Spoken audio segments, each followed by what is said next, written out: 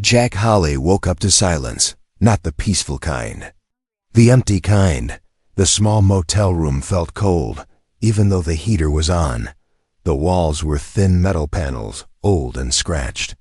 Outside the single window, Proxima Station's red sky never changed. No birds, no wind. Just distant engine sounds and the low hum of space. Traffic. Jack sat up on the narrow bed and rubbed his face. He was tired. After 15 years, as a human freight escort in deep space. This job was supposed to be easy.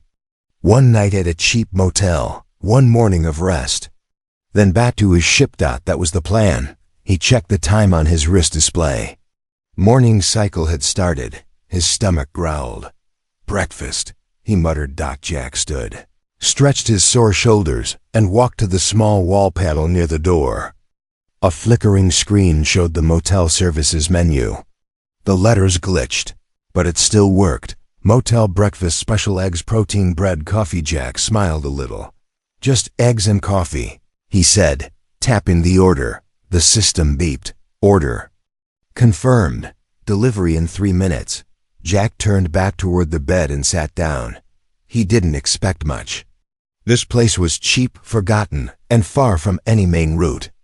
Most travelers avoided it. That's why he chose it. 3 minutes passed slowly. Then, knock. Knock. Jack looked at the door.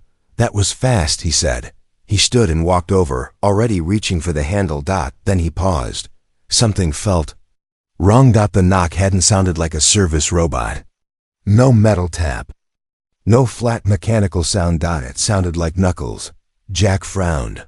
Another knock followed. Softer this time. Jack placed his hand on the door panel and spoke. Breakfast delivery? There was a short silence. Then a quiet voice answered. Yes. Sir. The voice was not human. Jack's eyebrows pulled together. He unlocked the door, still cautious, and slid it open halfway, and then he froze. Standing in the hallway was a young woman. At least, she looked like a woman. She wore a simple gray service uniform, too big for her. The sleeves covered her hands. Her posture was stiff, nervous. Her head was slightly lowered. She held a small food tray. But her eyes were not human. They were larger, glowing softly with a faint silver light. Her skin had a smooth shine, almost like moonlight under water. Small, thin markings ran along her neck, fading beneath the uniform collar. She was beautiful, and clearly alien. Jack's heart skipped a beat. He didn't move. Didn't speak. The alien girl lifted her eyes just enough to look at him. Fear flashed across her face. I brought your breakfast, she said quietly. Jack finally found his voice. You're not a service unit. No, sir. You're not human. No, sir. Jack opened the door a little more. Then why are you delivering food? Her fingers tightened around the tray. Because I was told to, she said. Jack glanced down the empty hallway. The lights flickered. No other staff, no robots, no guests. Just them. He stepped aside without thinking. Come in. Her eyes widened in surprise. Slowly, carefully, she stepped into the room. Jack closed the door. Behind her, the silence returned. Thicker than before. She placed the tray on the small table. Eggs, bread, coffee. Exactly what he ordered. She stood there, unsure what to do next. Jack studied her from a distance. She looked young. Too young to be here. There were faint scars on her wrists, half hidden by the sleeves. Name? Jack asked gently. She hesitated. Lyra, he repeated. You okay? Her lips trembled before she could answer. Heavy footsteps echoed outside the room. Both of them froze. Lyra's head snapped toward the door. Fear flooded her face. Please, she whispered, her voice shaking. Don't send me back. Jack felt a tight pull in his chest. Back where? He asked. She swallowed hard. To them. The footsteps stopped right outside the door. A shadow moved beneath the frame. Jack stepped between Lyra and the door without thinking. Stay behind me, he said quietly. Lyra obeyed. A deep voice came from the other side. "Delivery complete?" Jack didn't answer. The door handle twitched. Lyra clutched the back of Jack's jacket. "I'm not supposed to be seen," she whispered. "My species is forbiddens." Jack's jaw tightened. Forbiddens. That word had a history in the galaxy. It usually meant fear, or control, or cruelty. The handle moved again. Harder this time. Jack took a slow breath. He had ordered breakfast. He hadn't expected it to come with secrets. Fear, and an alien girl who looked like she was running for her life. Outside, the voice spoke again, impatient now. "Open the door." Jack looked down at the untouched coffee dot, then at Lyra's scared eyes. And in that moment, Jack Holly knew one thing for sure. This was no longer a simple morning, and breakfast was the least dangerous thing in the room. Jack did not open the door. The handle stopped moving. For a few long seconds, no one spoke. Lyra stood behind Jack, shaking. Her fingers gripped his jacket like it was the only solid thing in the universe. Jack could feel how light she was. Too light. Like someone who had not eaten properly for a long time. Outside, the deep voice spoke again, slower now. "Sir, motel policy requires staff confirmation after delivery." Jack finally answered. His voice was calm, but cold. "The delivery is done. I'll handle the rest." There was a pause. Jack could imagine the man outside. Probably the motel manager. Probably not human. Probably used to people obeying without questions. "That girl is not authorized to remain with guests," the voice said. "She needs to return." Jack's eyes hardened. "She's in my room," he replied. "That makes her my business." Silence. Then footsteps moved away, heavy and angry. Jack waited until the sound faded down the hallway. Only then did he relax his shoulders slightly. Lyra let out a quiet breath, like she had been holding it for hours. "Thank you," she whispered. Jack turned to face her. "You said your species is forbiddens." She nodded slowly. "Tell me everything," he said. Lyra hesitated, then nodded again. She sat carefully on the edge of the bed, still tense, ready to run if needed. "My people are called the Valari," she began. "We are not allowed in most systems." "Why?" Jack asked. She looked down at her hands. "Because we are useful," Jack frowned. "That doesn't sound like a crime." "In the galaxy," Lyra said quietly, "being useful is dangerous." She explained in broken but clear English. The Valari were rare. Their bodies could adapt to almost any environment. Cold, heat, radiation. They healed fast. Learned fast. Obeyed orders easily because their species had been peaceful for thousands of years. Too peaceful, powerful groups noticed. First came contracts, then debts, then cages. "They said we were being protected," Lyra said. "But really, we were being owned." Jack clenched his fists. "So they banned your species?" he asked. "Yes, publicly." She gave a sad smile. "Privately, they sell us." Jack looked around the cheap motel room. The flickering lights, the hidden corners. It suddenly made sense. "This place," he said. "It's not just a motel." Lyra shook her head. "It's a holding place. Travelers come. Some ask questions. Most don't." Jack felt sick. "You're forced to work here?" "Yes, breakfast. Cleaning. Anything." Her voice dropped. "If we refuse, we disappear." Jack remembered the scars on her wrists. "How long have you been here?" he asked. 6 months, she said. "That is long for someone like me." Jack leaned back against the wall. 6 months of silence, fear, being sent into rooms like property. "Why did you ask me not to send you back?" Jack asked. Lyra looked up at him. Her silver eyes met his. "Because you looked at me," she said softly.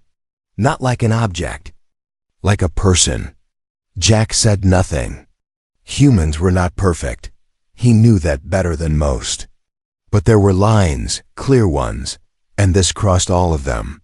A warning sound suddenly beeped from Jack's wrist display. Incoming system notice. Jack checked it. Unauthorized life form. Detected. Local security alert level, yellow. Jack swore under his breath. "They're scanning," he said. Lyra stood up quickly. "I should leave. I don't want you punished." Jack looked at her surprised. "You're worried about me?" She nodded. "Humans are rare out here. If you cause trouble, they will make an example." Jack laughed quietly. Not because it was funny, but because it was familiar. "They always say that," he said. He walked to the door and locked it fully. Then he pulled the curtain shut over the window. Lyra watched him, confused. "What are you doing?" she asked. "Making a choice." Jack replied. He turned to face her. "Lyra, you came into my room as breakfast service," he said. "That makes you part of my order." She blinked. "I don't understand." Jack smiled slightly. "Human law. If I pay for a service, I'm responsible for what happens during it." He tapped his wrist display and transferred credits. "Payment complete. Full service package." The system beeped. Outside, alarms grew louder. Lyra stared at the display, shocked. "You bought my time?" she whispered. "No," Jack said firmly. "I bought your protection." Her breath caught. "No one has ever done that," she said. Jack met her eyes. "Get used to disappointment," he replied. "Humans are very bad at following unfair rules." Suddenly, a loud metallic sound echoed through the hallway. Security doors closing. Lyra's eyes widened. "They're locking down the floor," she said. "Next comes enforcement," Jack nodded. "Then we don't stay here." He grabbed his jacket and a small pack from the corner. Lyra looked at him, fear mixing with hope. "Why are you helping me?" she asked. Jack paused, then answered. "Honestly, because I ordered eggs and coffee," he said. "Not slavery." A heavy thud hit the door. A mechanical voice echoed through the corridor. "Open the room. This is galactic security." Jack stepped between Lyra and the door once. Again, "Stay close," he said. Outside the galaxy was about to learn something it often forgot. Humans do not like cages. The door shook again, this time harder. Metal creaked as something heavy pressed against it. The cheap motel lock would not last long. Lyra stepped back, fear clear on her face. Her silver eyes flicked around the room, searching for a place to hide. There was none. Just metal walls. One small window. One door. Jack stayed calm. Too calm. He had seen this kind of moment before. Different planet. Different uniforms. Same threat. Galactic security, the mechanical voice said again. "Open immediately." Jack looked at Lyra. "How many seconds do we have?" She listened carefully, then whispered, 10, maybe less.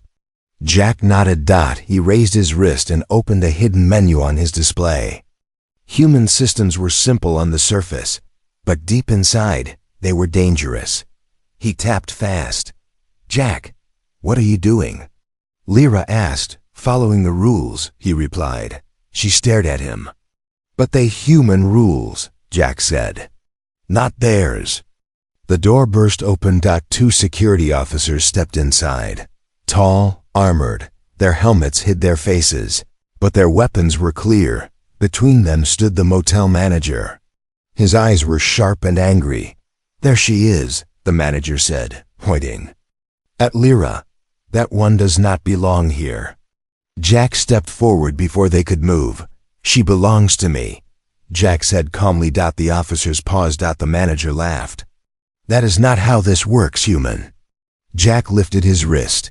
"Yes," he said, "it is." A loud beep echoed in the room. Human civilian claim filed. Service protection active. The officers' visors flashed. "Explain," one of them demanded.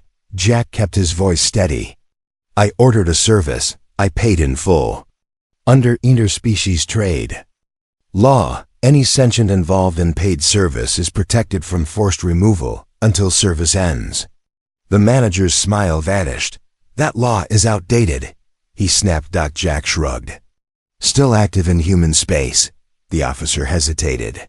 This station is not human-controlled. Jack smiled slightly. But I am a human citizen, he said. And my government takes its paperwork very seriously. Lyra stared at him. She had never seen anyone talk to authority like this. Calm, certain, unafraid. The second officer stepped forward. The Volari species is restricted, he said. Possession is illegal. Jack's eyes hardened. She is not property, he replied. Say that word again, and you will regret it. The room grew tense. The manager hissed. She is dangerous. Her kind always is. Lyra flinched. Jack turned slowly to face the manager. You know what makes humans dangerous? He asked. The manager sneered. Weapons? No, Jack said. Choice. He pointed to Lyra. She did not choose this. You did. Jack tapped his wrist again. A new alert appeared. Human emergency. Trace active. Data streaming to Terran authority. The officers stiffened. You contacted Earth? One asked. Sharply. Already done, Jack said. Everything in this room is being recorded. The manager took a step back. You wouldn't. I would, Jack interrupted. And I am. Lyra's breath shook. Jack. He glanced back at her. You okay? She nodded slowly. I think so. The officers exchanged a look. The situation has escalated. One said, we need authorization. Jack nodded. Good idea. They backed toward the door. The manager's voice rose in panic. You can't just walk away. She is marked. Jack stepped closer to him. So were many people in human history, Jack said quietly. Didn't end well for the markers. The officers left the room. The door slid shut behind them. Silence returned. Lyra sank onto the bed, shaking. There. Not gone, she said. They will come back with more. Jack agreed. Yes. She looked up. Then why are you still calm? Jack grabbed his jacket and pack. Because now it's official, he said. They know a human is involved. Lyra frowned. That makes it worse. Jack smiled. For them. He walked to the window and pulled the curtain aside slightly. Outside, security drones hovered, scanning. They think humans avoid trouble, Jack said. Truth is, we finish it. Lyra stood slowly. What happens now? She asked. Jack turned to her. Now, he said, you stop being a secret. He held out his hand. We leave, he continued. And when they try to stop us, they learn something important. Lyra looked at his hand for a long moment. No chains. No commands. Just a choice. She took it. And far above the motel, hidden systems began to wake up, human ones. The motel hallway was no longer quiet. Red warning lights flashed along the ceiling. Metal doors slammed shut one by one, sealing entire sections of the station. A deep alarm echoed through the structure, slow and heavy, like a heartbeat. Lockdown. Jack stepped out of the room first, scanning left and right. Lyra stayed close behind him, her hand still holding his jacket. Stay near me, Jack said. No matter what. She nodded. The air smelled sharp like heated metal. Small security drones floated at the far end of the corridor, their blue sensors moving back and forth. They are searching for me, Lyra whispered. Jack shook his head. They're searching for us now. They moved quickly down the hallway, boots soft against the floor. Jack didn't run. Running made you visible. Calm movement made you invisible. At the corner, Lyra suddenly stopped. Wait, she said. Jack turned. What is it? She closed her eyes. The faint glow in her skin brightened slightly. I can feel them, she said. The scanners, they are tuned to my biology, Jack frowned. You can sense that? Yes, she replied. My species was designed to survive. We feel danger before it arrives. Jack exhaled slowly. Good, he said. Then you're our early warning. They turned into a narrow service passage. The lights here were dimmer. Old pipes ran along the walls. Steam hissed softly from a cracked joint. Behind them, boots hit the floor hard. They found us, Lyra said. Jack didn't look back. Of course they did. A loud voice echoed through the passage. Human, stop immediately. Jack kept walking. Stun bolt flashed past them, striking the wall and bursting into sparks. Lyra gasped. Jack grabbed her wrist and pulled her forward. Run! They sprinted. The passage opened into a maintenance hub filled with crates and old equipment. Jack ducked behind a stack of cargo containers, pulling Lyra down with him. The sound of armored boots grew louder. Lyra's single quotes. S breathing was fast. I'm slowing you down. Jack shook his head. No, you're not. He peeked around the crate. 3 security officers entered the hub, weapons raised. Helmets glowing. Thermal scan, one of them said. Lyra's eyes widened. They will see me. Jack thought fast. He grabbed a loose power cable and ripped it from the wall. Sparks flew. The lights flickered, then went out. Darkness. Lyra felt something change inside her. Fear sharpened into focus. Her vision adjusted instantly. I can see. She whispered. Good, Jack said. Guide me. She took his hand and pulled him through the shadows. They moved silently between the crates, slipping past the confused officers. One of the guards shouted, Motion detected. Too late. They reached a low hatch at the back of the hub. Jack forced it open. A ladder dropped straight down. Where does this go? Lyra asked. Nowhere safe, Jack replied. But safer than here. They climbed down. The hatch closed just as blaster fire hit the wall above. They landed in a long, narrow tunnel, old, forgotten. Emergency markings faded on the walls. Lyra leaned against the tunnel wall, catching her breath. Why are they so desperate to take me back? She asked. I am just one Villari. Jack looked at her carefully. I don't think that's true. She hesitated. There's something you're not telling me, he said. Lyra lowered her eyes. I was trained, secretly. Trained for what? She swallowed. My people were once leaders in bioadaptive technology, living systems. Ships that heal, cities that grow. Jack's eyes widened. That tech disappeared centuries ago, he said. Lyra replied softly, because we were hunted for it.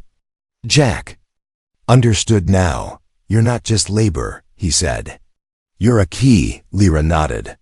And keys are never allowed to walk free. Above them, heavy impacts shook the tunnel. They're sealing exits, Jack said. They want us cornered. Lyra straightened, fear giving way to something else. Resolve. There's another way, she said. Raised an eyebrow. I'm listening. There is an old transport rail beneath this level, Lyra explained. No longer used, but still powered. Jack smiled. Now that, he said, sounds promising. They moved deeper into the tunnel as the station shook with the sound of the hunt closing in. Behind them were armed officers, laws written by fear, and a galaxy that thought humans would step aside. Ahead of them was darkness, and something far more dangerous, a human who had decided not to stop. The old transport rail tunnel was silent. Too silent. Jack and Lyra moved along the narrow path beside the rusted rail. Emergency lights flickered weakly, casting long shadows on the walls. The air smelled of dust and old metal. This place is dead, Jack said quietly. Lyra shook her head. No, it is sleeping. As if to prove her right, the floor beneath them, vibrated. Far above, the station roared with movement. Security teams were everywhere now, doors locking, ships launching, orders being shouted in a dozen alien languages. The hunt was no longer quiet. They won't stop, Lyra said. Not now. Jack glanced at his wrist display. New alerts were stacking fast. Station alert. Read all exits sealed human subject under obvious Yarvade. Ozek smiled. Good, he said. They noticed. Lyra looked at him confused. That is bad. For most species, Jack replied. Yes. They reached a wide platform where the rail line split into two dark tunnels. The old transport pod sat on the track, covered in dust and warning signs. Out of service, do not ACBA. Jake wiped dust off the control panel. Can you make it run? Lyra asked. Jack cracked his neck. I can make it angry. He pulled a small tool from his pack and opened the panel. Sparks flew as he connected wires that clearly did not belong together. The pod hummed. Then it growled. Lyra's eyes widened. It still has power. Everything does, Jack said. If you're stubborn enough. Suddenly, a loud explosion shook the tunnel entrance behind them. Smoke filled the air. They found us, Lyra said. Armored figures poured into the combi tunnel, weapons raised. Red lights cut through the smoke. Human, a commander shouted. Step away from the Valari asset. Jack stepped in front of Lyra. She has a name, he said. Say it, the commander sneered. She is classified biological technology, Jack laughed once. Short. Sharp. There it is, he said. That's why you're scared. The commander raised his weapon. This is your final warning. Jack slowly lifted his wrist. You should check your system logs, Jack said calmly. The commander hesitated. Why? Because 5 minutes ago, Jack continued, I sent a full data packet to Terran space. The commander's visor flashed. Incoming signal, human authority. What'd you do? The commander demanded. Jack's voice dropped, steady and dangerous. I made it public. Lyra stared at Jack. Public? Every contract, Jack said. Every sale, every cage. All streamed live. The commander stepped back. You don't understand. This will cause chaos, Jack nodded. That's the idea. The tunnel shook again, but this time, not from explosions, from something else. A deep vibration rolled through the station, powerful and controlled. Lyra felt it first. That is not station power, she whispered. Jack smiled wider. Nope. His wrist display lit up bright blue. Terran response fleet arriving ETA 90 CCOND. The commander's voice shook. That is impossible. Humans do not deploy this fast. Jack looked him straight in the eyes. That's because you think humans wait for permission. Above them, the station lights flickered. Then half of them shut down. Emergency sirens changed tone. New alerts echoed through the tunnel. Unknown. Warships detected human identification. CO and FIRM felt her knees weaken. They came. For me? Jack shook his head. They came because someone crossed a line. The transport pod finally powered up fully. Its door slid open with a hiss. Jack grabbed Lyra's hand. Inside. Now. Blaster fire erupted as the commander shouted orders. Jack turned once more. You want to know why the galaxy fears humans? He called out. The commander stared at him. It's not our weapons, Jack said. It's not our ships. The pod. Doors began to close. It's because when we see injustice, Jack finished, we don't negotiate. We arrive. The doors sealed. The pod launched forward just as the tunnel behind them exploded in light and fire. Lyra collapsed into the seat.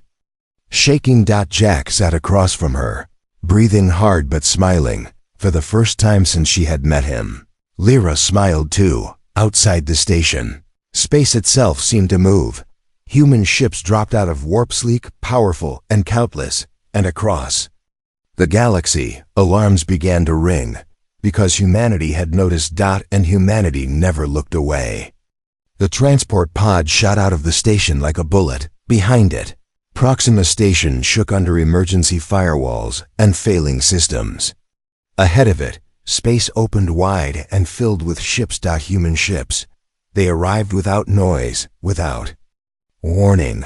Long dark hulls slid out of warp like shadows becoming solid.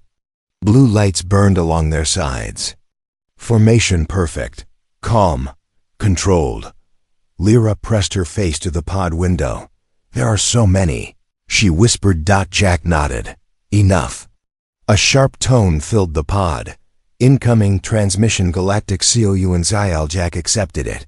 The air shimmered, and a large hologram formed in front of them.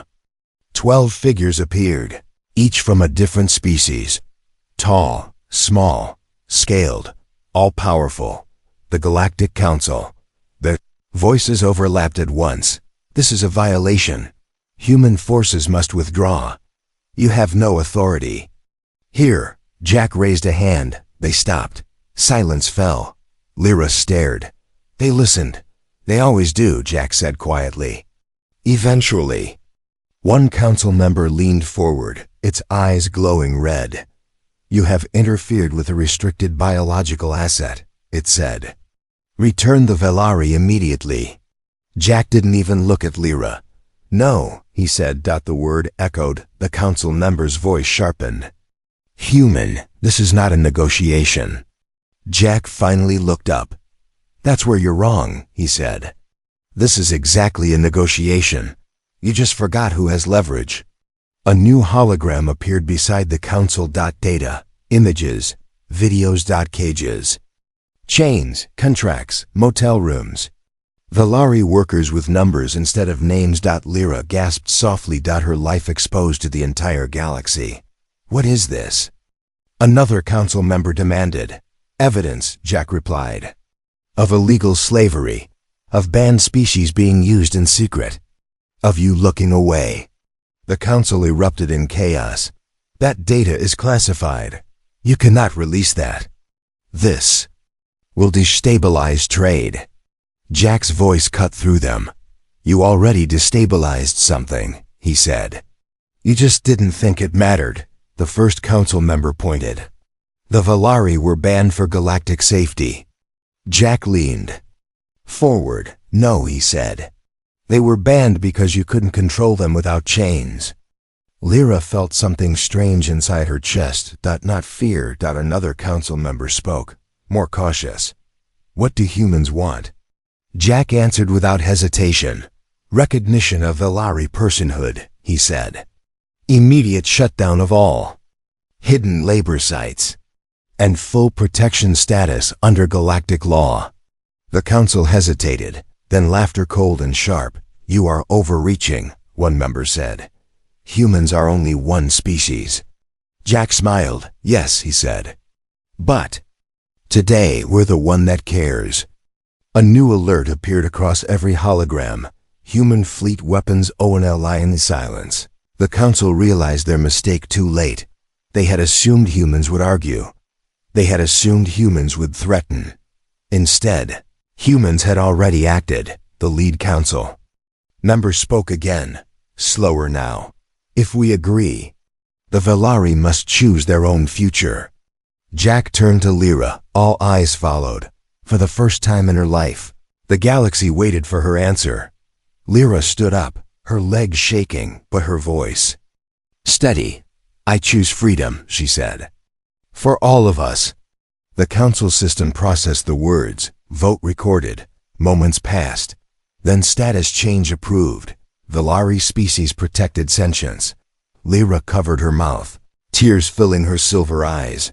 Jack exhaled deeply. The council member spoke one last time, bitter. You have changed the balance. Jack nodded. That happens when you stop pretending balance is fair. The hologram vanished. Outside, human ships powered down their weapons, but did not leave, not yet.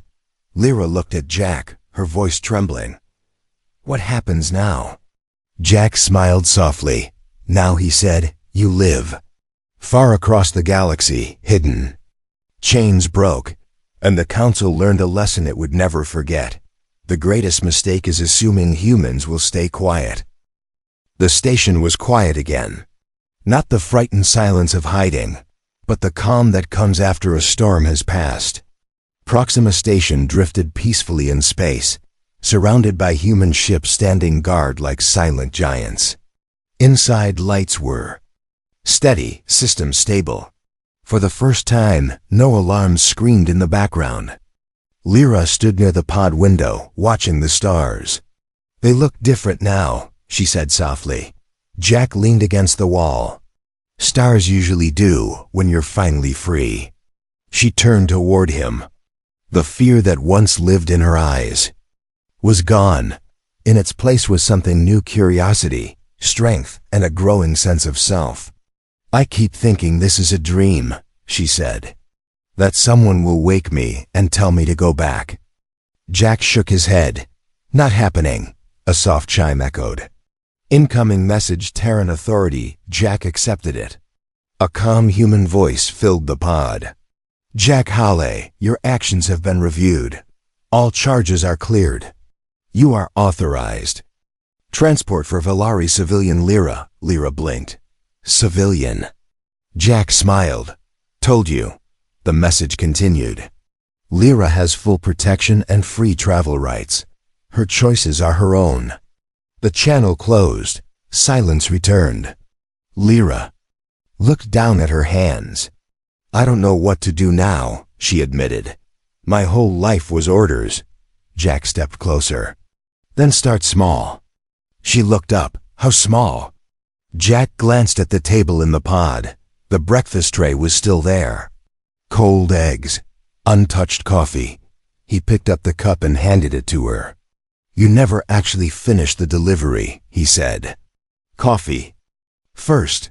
Lyra laughed. It surprised both of them. She took the cup carefully and sipped. Her eyes widened. It's bitter, she said. Yeah, Jack replied. That's human coffee. She smiled again, wider this time. After a moment, she asked, why did you really help me? Jack thought about it. I've seen what happens when good people follow bad rules, he said. Didn't want to see it again. Lyra nodded slowly. My people believed kindness was weakness, she said. But today, kindness changed everything. Jack met her gaze. That's the part the galaxy keeps missing, he said. Outside the pod, a human shuttle docked smoothly. The door slid open. A new path waited beyond it. Lyra stood at the doorway, hesitating. Jack, she said, I don't have a place to go. Jack grabbed his jacket and slung his pack over his shoulder. I do, he said. It's a ship, not fancy, but it flies. She searched his face. And if I go with you? He smiled. Then you help me finish breakfast properly next time. She laughed again. Free, real. Lyra stepped onto the shuttle. As the doors closed, Proxima Station faded into the distance. A place of chains turned into a lesson. Later on Jack's ship, they sat across from each other in the small galley. A fresh pot of coffee steamed between them. Lyra looked around, then back at Jack. All this, she said. Because you ordered breakfast, Jack chuckled. Worst order of my life. She tilted her head. But the best result. He raised his cup. To bad mornings, Lyra raised hers. To freedom. The ship jumped to warp, stars stretching into light.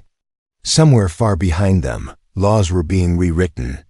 Systems were changing, and whispers spread across the galaxy.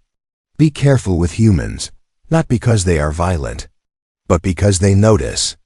Because when humans see injustice, they don't just cancel the order, they change the menu forever.